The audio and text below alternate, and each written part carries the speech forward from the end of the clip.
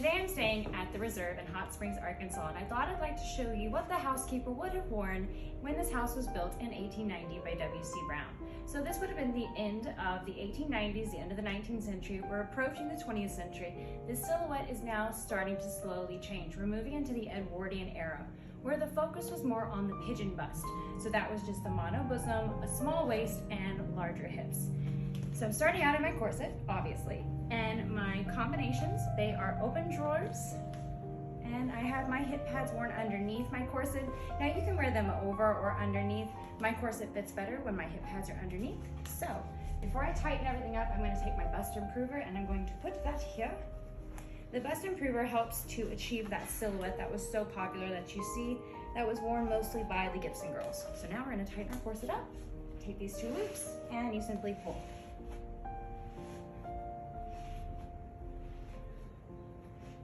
Going to tuck that in because it popped out.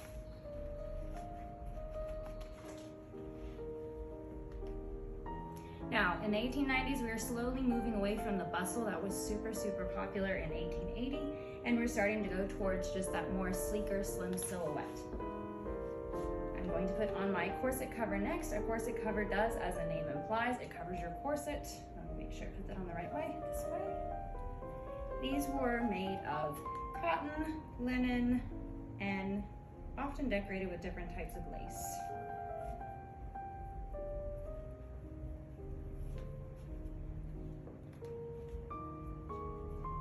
The next thing that's going on is my petticoat. Petticoats were just simply bought at the stores. This one has a lot of lace on them. They come in all sorts of different styles, different shapes. This one is more of one you would have seen worn by a working woman. It's not that fancy, but it still has pretty little lace to it. Now, the next step is my blouse. Again, it's simple. This is a very beautiful estate, so I imagine the housekeeper would have worn something to reflect that. As you see, the corset cover hides my corset from being seen and showing. Let's get this fastened. And I'm going to have to run away because I need a mirror. Be right back. So now that I have my blouse on, let's go ahead and put that skirt on. This skirt is still very simple. This is an original, as is my blouse. And it has just a couple buttons up here. It's not very long. You can still work. It has a wide skirt. And let me show you what that looks like on.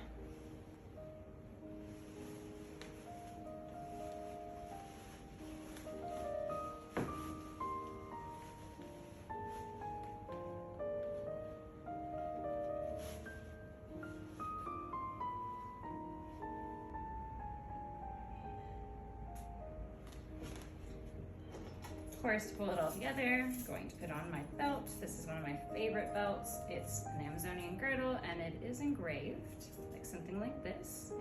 And it simply fits on and it fastens in the back. Let me see if I can get it fastened. I always struggle with this. And no housekeeper would have been caught dead without her chatelaine. Chatelaines were worn with small objects that you would need every single day. So this one has a pin cushion. You can see that right here. There's still some pins left in it.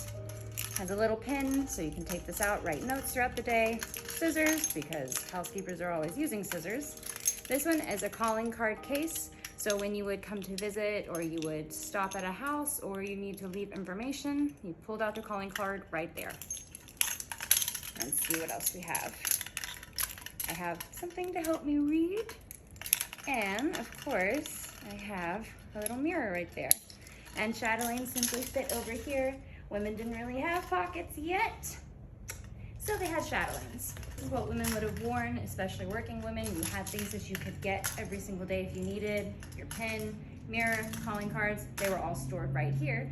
And when you entered the Reserve at the end of the 19th century, this is what would have greeted you when you opened the door. Come in, let's go.